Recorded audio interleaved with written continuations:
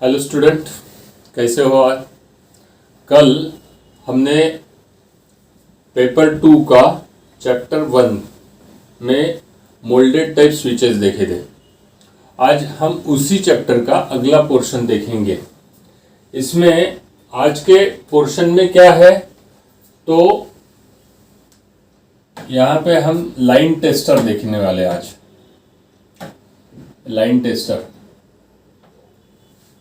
Line tester exactly क्या होता है, ये देखिए, ये लाइन टेस्टर के डायग्राम है और ये लाइन टेस्टर यहाँ पे बताया है। यहाँ पे ये जो लाइन टेस्टर है, देखो ये डायग्राम में और अलग करके आपको बड़ी करके बताता हूँ। अभी दिख रही सबको? देखो, ये जो लाइन टेस्टर है ये नॉर्मली हम यूटिलाइज करते हैं। ये लाइन टेस्टर यहाँ पे बताया है, ये तुमने सभी ने देखा होगा। हर इलेक्ट्रीशियन के जेब को लाइन टेस्टर लगा के रखना बहुत ज़रूरी है। लाइन टेस्टर को हम नियॉन टेस्टर भी कहते हैं। नियॉन टेस्टर क्यों कहते हैं, तो इसमें नियॉन इंडिकेटर रहता है।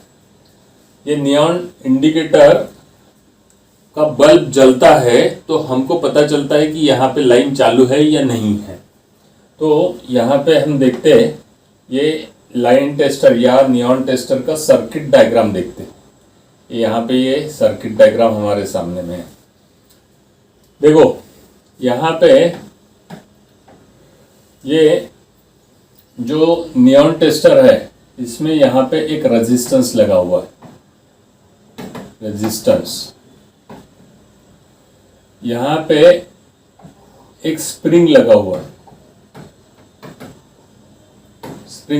है, और ये यहाँ पे नियॉन इंडिकेटर यानी नियॉन लाइट लगा हुआ है। अभी नियॉन टेस्टर का मेन यूज क्या है?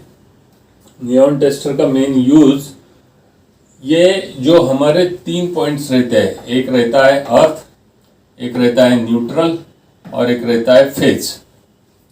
ये अर्थ, फेज और न्यूट्रल में हमको ये तो मालूम नहीं रहता कि 3 पॉइंट्स में कौन सा फेज है कौन सा न्यूट्रल है। अर्थ तो ठीक है, हम समझ जाएंगे ये टॉप वाला अर्थ ही रहता है। लेकिन गलती से फेज की जगह पे हमने अगर न्यूट्रल वायर लगा दिया तो क्या होगा, वहाँ पे शॉर्ट सर्किट होगा, फ्यूज जाएगा, एमसीबी गिरेगी या स्पार्किंग होगी। हेवी स्पार्किंग के वजह से आग भी लग सकती है, शॉक बैठ सकता है, शॉक की वजह से इंजरी बैठ सकती है। तो हमको ये जरूर मालूम रहना चाहिए कि फेज कौन सा है। तो फेज चेक करने के लिए मेनली ये नियॉन टेस्टर का यूज होता है। देखो यहाँ पे ये नियॉन टेस्टर है, ये फेज में लगाया हुआ है। ये फेज में लगाने के बाद यहाँ पे लाइट इंडिकेट करेगा, बल्ब ग्लो करेगा। अभी ये बल्ब तो ग्लो करता है, लेकिन यहाँ पे हमको सिर्फ नियॉन टेस्टर अगर फेज में लगा दिए तो लाइट लगेगा क्या? नहीं लगेगा। हमको यहाँ पे एक स्क्रू रहता है, नियॉन टेस्टर को यहाँ पे एक स्क्रू रहता है, उसको टच करना पड़ता है। जैसे ये नियॉन टेस्टर है और ये हमारा 3 पॉइंट सॉकेट है। ये 3 पॉइंट सॉकेट है, ये फेज है, और ये फेज में मैंने लगा दिया, या ऐसा लगाया तो इसमें लाइट लगेगा क्या? नहीं लगेगा। यहाँ पे मेरे को, यहाँ पे ये जो पॉइंट है, ये जो स्क्रू है, इसको ये ऐसा लगाना पड़ेगा। तो ये जो पॉइंट है यहाँ पे जैसे ही टच करता हो तो यहाँ पे मेरे को लाइट दिखेगा, नियॉन टेस्टर में यहाँ पे लाइट दिखेगा। यहाँ पे लगाने के बाद ही क्यों लाइट दिखता है, तो ये जो हमारा हाथ है, ये यहाँ पे मेटल स्क्रू रहता है। ये मेटल स्क्रू के थ्रू, हमारे शरीर के थ्रू ये फेज को अर्थ मिल जाता है, ये अर्थ मिल जाता है। और अर्थ जैसे ही मिल जाता है तो ये थोड़ा सा करंट फ्लो, एकदम थोड़ा सा करंट फ्लो, माइक्रो एम्पियर में या मिली एम्पियर में थोड़ा सा करंट फ्लो हमारे शरीर के थ्रू होता है, लेकिन वो हमको महसूस नहीं होता, हमको समझता नहीं है वो, यानी शॉक नहीं लगता हमको। लेकिन हमारे शरीर के थ्रू जो अर्थ मिलता है उसके वजह से ये नियॉन लाइट में करंट फ्लो होता है, ये नियॉन लाइट में करंट फ्लो होता है, और ये करंट फ्लो की वजह से ये नियॉन लैम्प ग्लो होता है। ये नियॉन लैम्प ग्लो होने के बाद हमको समझता है कि ये फेज है। यही टेस्टर हम अगर न्यूट्रल में लगाए, यहाँ पे ये पॉइंट में लगाया, तो ये नियॉन टेस्टर नहीं लगेगा, क्योंकि यहाँ पे कोई वोल्टेज ही नहीं रहता। ये न्यूट्रल जो रहता है ये रिटर्न करंट के लिए रहता है, तो रिटर्न करंट यानी क्या, जैसे मैंने यहाँ पे एक बल्ब लिया और यहाँ पे 3 पॉइंट सॉकेट है, यहाँ पे फेज है, यहाँ पे न्यूट्रल है, तो मैं ये बल्ब का एक पॉइंट यहाँ पे लगाता हूँ और ये एक पॉइंट यहाँ पे लगाता हूँ, तो ये बल्ब में से करंट फ्लो होगा। तो कैसा करंट फ्लो होगा, ये इधर से फेज से करंट फ्लो जाएगा, बल्ब में जाएगा, बल्ब ग्लो करेगा, बल्ब ग्लो होने के बाद ये करंट ऐसा जाके ये न्यूट्रल में जाएगा, तो ये बल्ब ग्लो होता है। ये न्यूट्रल जो रहता है ये रिटर्न करंट के लिए रहता है, इसमें कोई फेज नहीं रहता करके हमको शॉक नहीं लगता। हमको फेज, ये 3 पॉइंट में से फेज कौन सा है, न्यूट्रल कौन सा है और अर्थ कौन सा है, ये जानने के लिए ये टेस्टर बहुत काम की चीज है। तो अभी आगे चलते हैं हम। ये टेस्टर में अलग अलग टाइप्स थोड़े से आते हैं।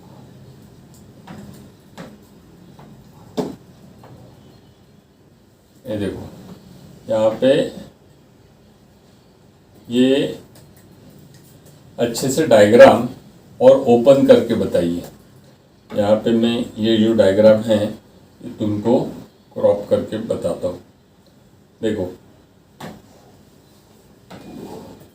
यहाँ पे ये टेस्टर की बीट यहाँ पे बताइए। मेटल लिंक बीट जो स्टील की रहती है और फेज में या न्यूट्रल के होल जो रहता है वहाँ पे वो आराम से घुसती है। ये मेटल बिट रहती है।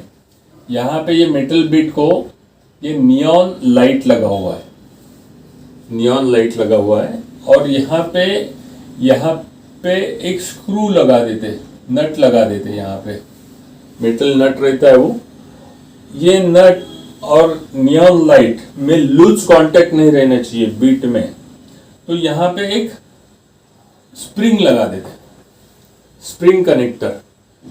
तुमने पेन खोल के देखा होगा, पेन और रिफिल के बीच में स्प्रिंग रहता है।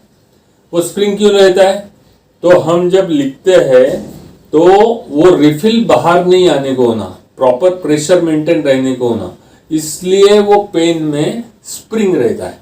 उसी प्रकार हम जब चेक करते हैं, यहाँ पे लूज कांटेक्ट नहीं रहने को ना, लूज कांटेक्ट रहा तो ये यहाँ से करंट यहाँ तक तो आ जाएगा, लैंप तक तो आ जाएगा, लेकिन यहाँ पे टच होगा क्या, नहीं होगा।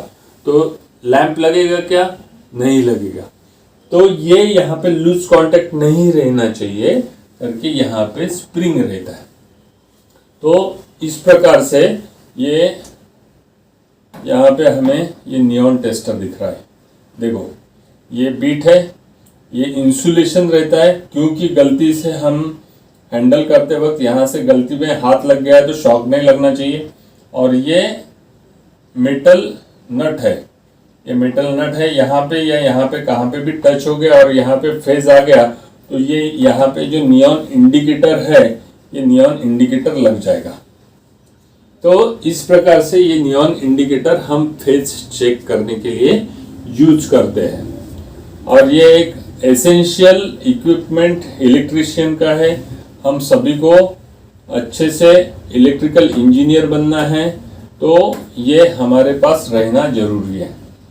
तो देखिए, अभी आगे चलते हैं। ये अलग अलग कलर्स में भी आते हैं, ग्रीन कलर का है, येलो कलर का है। तो ये तुमने डायग्राम तुम्हारे कॉपी में निकालने का है। ये स्पेयर पार्ट्स हैं, स्प्रिंग, नियॉन लाइट और ये नट और खीसे को लटकाने के लिए वो क्लिप की अरेंजमेंट वगैरह है। ये डायग्राम कॉपी में निकालने का, प्रैक्टिकल बुक में निकालने का है। तो देखो, अभी आगे चलते।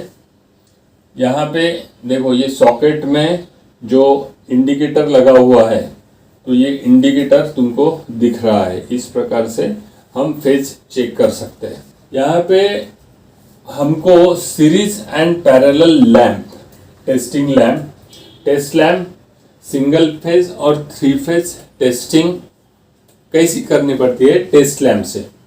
अभी टेस्ट लैंप यानी क्या, पहले तो हम टेस्ट लैंप यानी क्या वो जानते हैं। देखिए, यहाँ पे ये टेस्ट लैंप है। ये जो टेस्ट लैंप है, ये साधा 100 वाट या 200 वाट का लाइट हम लेते हैं। फिलामेंट लैंप होना, यहाँ पे हमको एलईडी लैंप नहीं चलेगा या CFL लैंप भी नहीं चलेगा। ये जो सादा पीला कलर का जो पहले लाइट वाले लैंप आते थे, जिसको हम फिलामेंट लैंप बोलते हैं, इनकेडेसेंट लैंप बोलते हैं। तो ये लैंप होल्डर में लगा के 2 वायर निकालते हैं, तो ये टेस्ट लैंप हो गया। इसका हम पैरेलल चेकिंग के लिए यूज करते हैं। ये कैसा यूज करते हैं, तो ये 2 टिप्स है, इसको एक फेज लगा दिया, इसको न्यूट्रल लगा दिया, तो नेचुरली ये लैंप में से करंट फ्लो होता है, लैंप ग्लो होता है। तो हमको फेज और न्यूट्रल के बीच में करंट है क्या नहीं, फेज चालू है या बंद है, लाइन चालू है या बंद है, ये समझता है। तो ये हम जब टेस्ट करते हैं, एक आधा बोर्ड हम वायरिंग कर रहे हैं, रिपेयरिंग कर रहे हैं, और वहां पे पोजीशन एग्जैक्टली कैसी कौन सी है ये चेक करते हैं।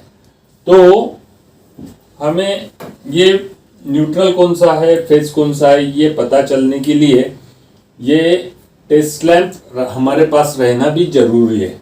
ये कैसे क्या, तो ये एक मेरे पास मैं डायग्राम बताता हूँ। देखिए, यहाँ पे ढेर सारे वायर है। हम जैसे ही बोर्ड खोलते हैं, यहाँ पे एक आधा बोर्ड खोला जिसमें बहुत सारे रूम में से वायर आए हैं या मेन स्विच में से कुछ वायर्स आए हैं, तो नेचुरली ये बोर्ड खोलने के बाद ये ढेर सारे वायर हमको मिलेंगे। अभी ये इतने वायर मिलने के बाद हम तो पहले समझेगा ही नहीं कि कौन सा कहाँ से वायर आया है। कुछ वायर आते हैं स्विच में से, कुछ वायर आते हैं होल्डर में से, कुछ वायर आते हैं सॉकेट्स में से, कुछ वायर आते हैं सीलिंग फैन के तरफ से। तो ये ढेर सारे वायर ऐसे अगर हमारे पास बोर्ड में आ गए, तो हमको पता तो चलना चाहिए कि कौन सा वायर कहाँ से आया है, ट्रेस तो होना चाहिए। फिर उसके बाद हम स्विचेस में लगा के उसकी फिटिंग प्रॉपरली बोर्ड में लगा के चालू कर सकेंगे। तो इसके लिए ये टेस्ट लैंप हमारे पास रहना जरूरी है। देखो, हम ये सभी वायर में से फेज कौन सा है और न्यूट्रल कौन सा है ये चेक करने का। ये सभी वायर नॉर्मली ऑफ रहते हैं, उसमें कोई इंडिकेशन नहीं रहता है, लेकिन इसमें एक वायर जरूर फेज का रहता है, और वो फेज के वायर को अगर हमारा हाथ लग गया तो हमको शॉक बैठेगा, जोर से शॉक बैठेगा, 240 वोल्ट का शॉक बैठेगा, और वो शॉक खाने की इच्छा तो हमारी नहीं रहती। तो नेचुरली ये फेज चेक करने के लिए हम क्या करेंगे, ये फेज चेक करने के लिए हमारे पास नियॉन टेस्टर रहेगा। ये नियॉन टेस्टर निकालेंगे और हर वायर को धीरे धीरे चेक करते चलेंगे, हर पॉइंट को। जैसा ये टिप है, ये टिप है, ये टिप है, ये टिप है, सभी टिप को मैंने नियॉन टेस्टर लगाया। तो ये नियॉन टेस्टर, एक वायर ऐसा रहेगा कि नियॉन टेस्टर वहां पे लगेगा। तो सपोज यहाँ पे ये नियॉन टेस्टर लगा। नियॉन टेस्टर लगने के बाद ये हम बोलेंगे फेज। ये पॉइंट हम ध्यान में रखेंगे, ये उसको ट्विस्ट करके रखेंगे। तो ये जो फेज है ये बाजू में साइड में रख दिया। अभी हमको एक एक पॉइंट चेक करने का है। तो ये जो बल्ब है यहाँ पे 200 वाट का बल्ब लगाएंगे। 200 वाट का बल्ब लगाएंगे। पहले फेज तो हमने ट्रेस कर लिया, फिर हमको मेन न्यूट्रल ट्रेस करने का रहता है। न्यूट्रल ट्रेस करने का रहता है। तो ये हमको एक वायर मिल गया, इसको हम बोलेंगे फेज। अभी न्यूट्रल जो है वो मेरे को चेक करने का है। तो नेचुरली ये जो वायर है बल्ब का, एक फेज में लगा के रखेंगे हम, और दूसरा जो वायर रहता है ये यहाँ पे लगाएंगे, यहाँ पे लगाएंगे, यहाँ पे लगाएंगे। हर जो दूसरे टिप्स है वहाँ पे लगाते चले जाएंगे। एक टिप ऐसा रहेगा कि वहाँ पे हमको ये बल्ब लगा हुआ मिलेगा। बल्ब लगेगा, बल्ब ऑन हो जाएगा, तो ये हम फट से ट्रेस कर लेंगे ये पॉइंट न्यूट्रल है। जैसे यहाँ से ये बल्ब लगा हुआ है, तो ये बल्ब यहाँ से करंट फ्लो होता है, ये phase to neutral, immediately bulb लगता है। बल्ब ग्लो हो गया, हमको पता चल गया न्यूट्रल है। फिर तीसरा हम कैसा यूज करेंगे, हर जो बाकी के वायर्स है इसको हाफ वायर बोलते हैं। एक तो वो ऊपर से सर्किट से आए हुए रहते, कोई लोड से यानी ट्यूबलाइट से आया हुआ रहता, लैम्प से आया हुआ रहता, सीलिंग फैन से आया हुआ रहता, या जो भी वहाँ पे वो रूम में जो इक्विपमेंट्स लगे हैं वो इक्विपमेंट से वायर आए हुए रहते, और वो स्विचिंग के लिए रहते। यानी जैसा बोर्ड है उसके थ्रू हम कनेक्शन, उसके थ्रू वो लोड में सप्लाई छोड़ते हैं। तो इसको हाफ वायर बोलते हैं। मेन हमारे पास ट्रेसिंग, ये फेज और न्यूट्रल जानना बहुत जरूरी रहता है। जो अर्थ वायर है ये तो हम पता कर लेते हैं। जैसे न्यूट्रल में वायर रहता, न्यूट्रल से के साथ कनेक्शन जैसे बल्ब का लगाते हैं तो बल्ब लगता है, उसी प्रकार फेज टू अर्थ हम टेस्ट लैंप लगाते हैं तो लैंप जलता है, लैंप ऑन हो जाता है। उसमें कैसा होता है, ये फेज पॉइंट है, यहाँ पे ये दूसरा सपोज अर्थ पॉइंट है, और इसके बीच में हमने लैंप लगा दिया, तो phase to earth current flow हो जाता है। तो लैंप न्यूट्रल इतना ब्राइट नहीं लगता, लेकिन उतना ही करीब करीब उतना ही ब्राइट रहता है जो अर्थ का लाइट रहता है। तो हम पता चल जाता है कि ये अर्थ वायर है। अभी न्यूट्रल और अर्थ में क्या डिफरेंस रहता है, न्यूट्रल का जो वायर है तो नॉर्मली ये जो वायर्स है ऐसे ही वायर रहते हैं, लेकिन अर्थ का वायर ये जीआई वायर रहता है, सादा तार लगा हुआ रहता है, या तो ग्रीन कलर का वायर, नॉर्मली ग्रीन कलर का जो वायर रहता है ये नॉर्मली अर्थ रहता है। तो इस प्रकार हम फेज, न्यूट्रल और अर्थ जान सकते हैं। तो यहाँ पे ये जो हमने लाइट देखा, टेस्ट लैंप देखा, तो इसको पैरेलल टेस्ट लैंप भी बोलते हैं। अभी टेस्ट लैंप के बाद आता है सीरीज टेस्ट लैंप। अभी कौन सा देखा हमने, टेस्ट लैंप या पैरेलल टेस्ट लैंप। अभी हम देखेंगे सीरीज टेस्ट लैंप। अभी सीरीज टेस्ट लैंप और पैरेलल टेस्ट लैंप में क्या फर्क रहता है, देखो ये हो गया मेरा नॉर्मली टेस्ट लैंप, इसको मैं फेज देता हूँ, इसको न्यूट्रल देता हूँ, तो ये हो गया test lamp. Series test lamp कैसा रहता है, सीरीज टेस्ट लैंप भी करीब करीब ऐसा ही रहता है, लेकिन इसका कनेक्शन जो रहता है ये सीरीज में रहता है। ये यहाँ पे एक पॉइंट निकाल लेते हैं और यहाँ पे दूसरा पॉइंट निकाल लेते। ये पॉइंट को मैं फेज देता हूँ और ये पॉइंट को न्यूट्रल देता हूँ। यानी न्यूट्रल टेस्टिंग के लिए ओपन रहता है। ये जो मेरे को टेस्ट करने का है, ये जैसा एक आधा लोड है, ये जैसे फैन है, ये फैन का वाइंडिंग मेरे को चेक करने का है। तो ये जो टेस्ट लैम्प का एक प्रॉप जो है मैं यहाँ पे लगाऊंगा, और दूसरा प्रॉप जो है एक तो यहाँ पे लगाऊंगा, नहीं तो फिर दूसरा यहाँ पे लगाऊंगा, नहीं तो तीसरा ये यहाँ पे लगाऊंगा। यानी बॉडी को लगाऊंगा या वाइंडिंग के दूसरे पॉइंट को लगाऊंगा। अलग अलग जगह पे मेरे को ये न्यूट्रल पॉइंट लगाना पड़ता है। तो यहाँ पे ये जो टेस्ट लैंप है, एक तो ब्राइट जलता है, दूसरा डीम जलता है, और तीसरा नो लाइट, यानी जलता ही नहीं, नो लाइट, जलता ही नहीं। तो इसके ऊपर से हम समझते हैं कि ये जो वाइंडिंग है या इक्विपमेंट है, ये शॉर्ट सर्किट है, ओपन सर्किट है या अर्थ फॉल्ट है। इसमें कौन से प्रकार का फॉल्ट है वो हमको यहाँ पे ये सीरीज टेस्ट लैम्प से ध्यान में आता है। तो ये सीरीज टेस्ट लैम्प जो है, इसका सर्किट कैसा रहता है ये हम पहले जान लेते हैं। ये देखो, यहाँ पे ये टेस्ट लैम्प है हमारा, ये सीरीज में हमको नॉर्मली लोड से कनेक्ट करने का है। तो ये सीरीज में कनेक्ट करने के लिए ये बोर्ड जो बनाया है उसका इंटरनल डायग्राम है। देखो यहाँ पे ये बोर्ड को जो सप्लाई देते हैं, तो यहाँ पे ये सप्लाई पॉइंट है, ये फेज है और ये न्यूट्रल है। ये फेज फ्यूज को लगाते हैं, यहाँ पे फेज फ्यूज में आ गया। फ्यूज में आने के बाद ये यहाँ पे ये इंडिकेटर है, ये क्या है, ये इंडिकेटर है। तो इंडिकेटर के एक पॉइंट को लगा दिया। फिर ये इंडिकेटर के एक पॉइंट को लगाने के बाद एक वायर जो है ये यहाँ पे स्विचेस में लगाते हैं। यहाँ पे स्विच लगा हुआ है, ये स्विच लगा हुआ है। तो स्विच के थ्रू ये पॉइंट यहाँ पे ये स्विच में लगाया, फिर यही एक्सटेंड किया तो यहाँ पे लगा दिया।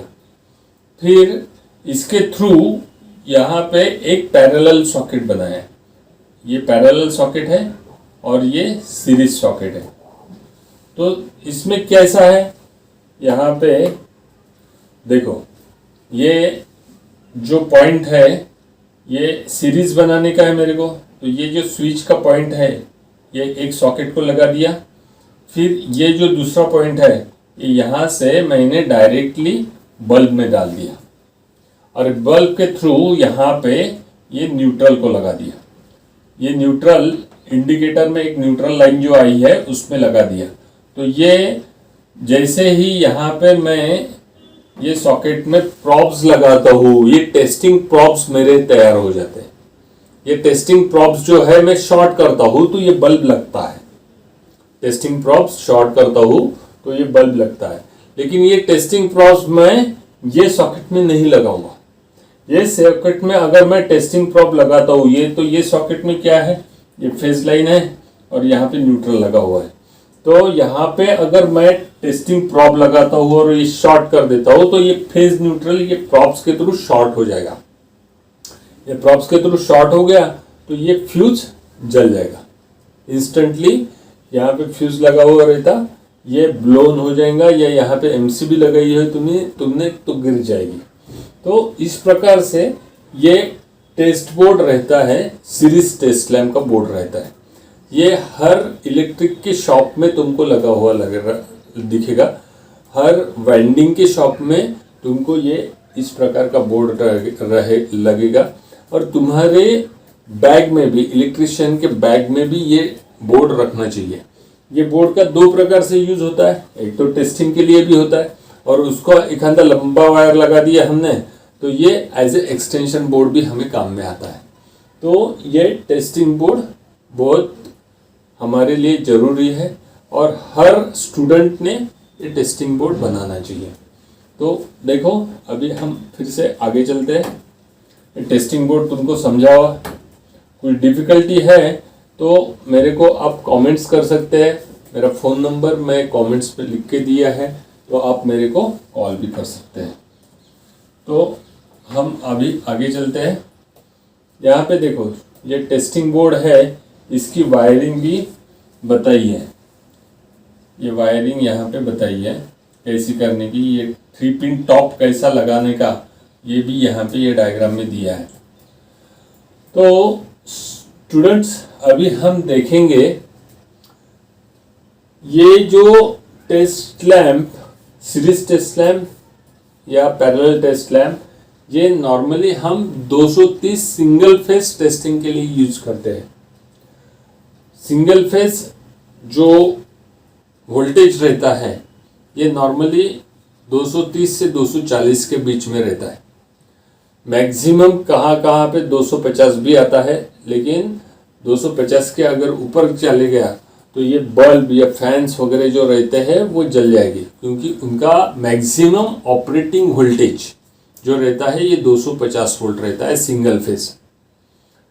लेकिन हमको जब सही में इलेक्ट्रिकल इंजीनियर या मैकेनिक हो गए तो हमको 3 फेज पे भी काम करना जरूरी रहता है। अभी ये 3 फेज क्या है, 3 फेज सिस्टम क्या है, ये हम देखते हैं। अभी 3 फेज सिस्टम के बारे में मैं शॉर्ट में तुमको बताता हूँ। ये 3 फेज में 3 वायर रहते हैं, 3 सप्लाई वायर एमएससीबी से आते हैं। एक रेड वायर आता है, एक येलो वायर आता है और एक ब्लू वायर आता है। तो ये वाई वायर, ये रेड वायर और ये बी वायर, ये ऐसे 3 सप्लाई आते हैं। इसके साथ एक चौथा वायर भी हमें एमएससीबी की तरफ से आता है, वो न्यूट्रल रहता है। तो यहाँ पे फेज टू फेज जो सप्लाई रहता है, ये जैसे रेड वायर है, रेड टू वाई, यानी यहां पे हम चेक करेंगे तो कितना वोल्ट मिलेगा, 440 वोल्ट मिलेगा। अभी ब्लू टू वाई, यहां पे भी हमको कितना वोल्ट मिलेगा, 440 वोल्ट मिलेगा। और वाई टू आर, यहां पे भी हमको कितना वोल्ट मिलेगा, 440 वोल्ट मिलेगा। तो फेज टू फेज वोल्टेज कितना रहता है, फेज टू फेज वोल्टेज रहता है 440 वोल्ट। और फेज टू न्यूट्रल वोल्टेज यानी R to neutral, Y to neutral और बी टू न्यूट्रल, ये आर टू न्यूट्रल 230 वोल्ट रहता है, वाई टू न्यूट्रल 230 वोल्ट रहता है, बी टू न्यूट्रल कितना रहता है, 230 वोल्ट रहता है।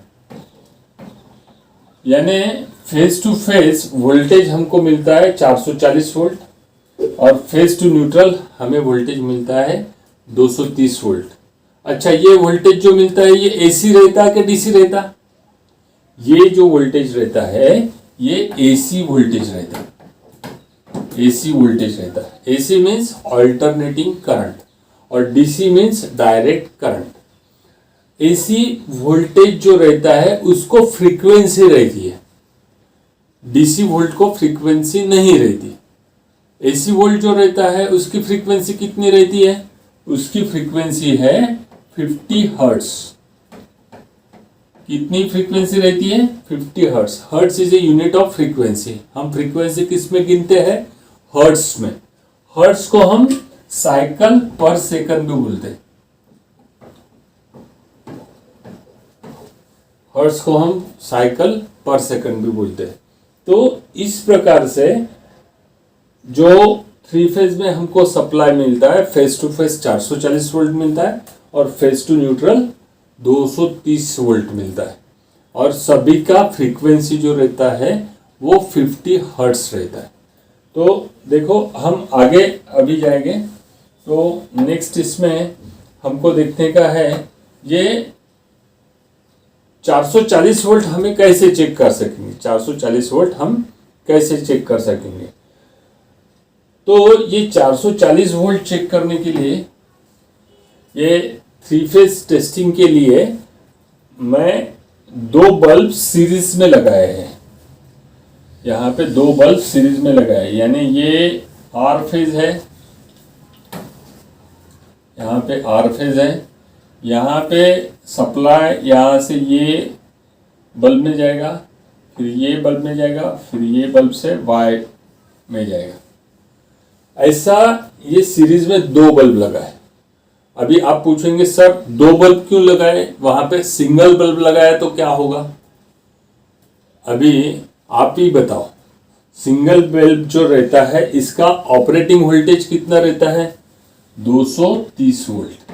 कितना रहता है? 230 वोल्ट। मैक्सिमम ये जो बल्ब है ये 250 वोल्ट पे चलने के लिए बनाया हुआ रहता है, और हम इसको अगर 440 वोल्ट लगाएंगे तो क्या होगा? यानी एक 5 साल का बच्चा है और उसको जबरदस्ती से 100 चपाती खाने के लिए दिया तो क्या होगा? वो 5 साल का बच्चा 100 चपाती खाएंगे कि हम भी नहीं खा सकते? 5 चपाती के ऊपर 4 चपाती के ऊपर हम खा सकते हैं क्या? और उसको दे दिया, जबरदस्ती से ठूस दिया उसके मुंह में, तो क्या होगा? पेट फूट जाएगा। तो इसका बल्ब का क्या होगा? जिसका ऑपरेटिंग वोल्टेज 250 वोल्ट है उसको 440 वोल्ट दे दिया तो क्या हो जाएगा? नेचुरली ये बल्ब फ्यूज हो जाएगा। ये फ्यूज नहीं होने के लिए ये बल्ब नॉर्मली कितने वोल्ट पे ऑपरेट हो सकता है? ये बल्ब नॉर्मली 250 वोल्ट के नीचे वोल्ट पे। अगर वो 2 बल्ब हमने सीरीज में लगाए तो वो सीरीज का सर्किट का फॉर्मूला तुमको मालूम है, पेपर 1 में मैंने लिया था, तो वो वीडियो क्लिप तुम देख सकते हो। मैं यहाँ पे लिंक दे दूंगा तो तुम वो देख सकते हो। तो सीरीज में वह वोल्टेज ड्रॉप हो जाता है, वोल्टेज ड्रॉप हो जाता है। यह वोल्टेज ड्रॉप हो जाता है यानी कितना होता है? तो यहाँ पे ये जैसा ये यहाँ पे 440 वोल्ट है, ये 2 फेज के बीच में कितना वोल्टेज है? 440 वोल्ट। ये 440 वोल्ट यानी यहाँ पे 0, यहाँ पे 440 वोल्ट। तो नेचुरली यहाँ पे 0 है तो ये 440 वोल्ट, यानी यहाँ पे कितना आ गया? 440 वोल्ट। 440 वोल्ट और यहाँ पे कितना आ गया? यहाँ पे 0 वोल्ट है। ये 0 पॉइंट को लगाया है ना, तो ये 0 वोल्ट है। तो ये 0 वोल्ट और 440 वोल्ट, तो यहाँ पे ये इक्वल पावर के 2 बल्ब अगर है, 100 वाट के 2 बल्ब हमने लगाए सीरीज में, तो नेचुरली इसमें ये इक्वल डिवाइड हो जाएगा। तो यहाँ पे 0, यहाँ पे 440, तो यहाँ पे कितना हो जाएगा? 220 वोल्ट। यानी 220, 440 माइनस 220 कितना होता? इसके अक्रॉस में आएगा 220 वोल्ट। 220 माइनस 0, यहाँ पे कितना आएगा? ये बल्ब के अक्रॉस भी 220 वोल्ट। तो इस प्रकार से हर बल्ब के अक्रॉस 220 वोल्ट आ गया। 250 से कम आ गया, 250 से कम आ गया तो ये बल्ब जलेगा, ये बल्ब जलेगा। यहाँ पे सप्लाई है तो हमारा काम भी हो जाएगा, बल्ब भी फ्यूज नहीं होंगे। हमने क्या किया? 2 बल्ब लिए और उसको सीरीज में कनेक्ट कर दिया, तो ये हो गया 3 फेज टेस्ट लैम्प। सीरीज में 2 बल्ब कनेक्ट करके हम इजीली 3 फेज लाइन भी चेक कर सकते हैं। तो हम अभी आगे चलते हैं फिर से। यहाँ पे ये सीरीज टेस्ट लैम्प के बारे में हमने जाना है। ये जो वीडियो क्लिप है ये आपको अच्छी लगी, कैसी लगी ये ज़रूर कमेंट बॉक्स में लिखना, लाइक करना और ये चैनल सब्सक्राइब करना। ऐसे बहुत सारी इलेक्ट्रिकल के बारे में जो हमारे सिलेबस वाइज इंफॉर्मेशन है, स्पेशली HSC-VC स्टूडेंट के लिए, ITI स्टूडेंट्स के लिए बहुत काम के एग्जाम्पल्स है। तो ये चैनल सब्सक्राइब करने के लिए तुमको नहीं भूलने का है। Thank you.